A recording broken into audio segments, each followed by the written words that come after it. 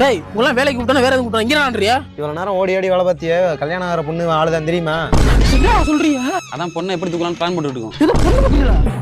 என்னடா பேக்கரியில் உள்ள பண்ண தூக்கணும்னு சொல்ற? அடே அப்புறம் செஞ்சிங்களா? பெரிய 4 பசங்க வேலைக்கு வரும்னு சொல்லும் போது நான் அன்னைக்கே யோசிச்சிருக்கணும்டா. அதுக்கு நீங்க தான் ஹெல்ப் பண்ணணும்.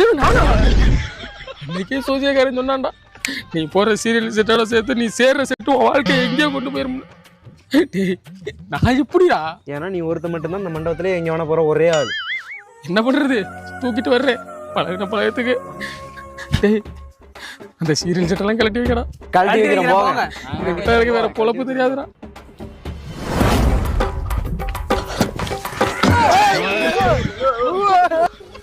என்னடா பொண்ணுக்கு மூஞ்செல்லாம் முடியா இருக்கு.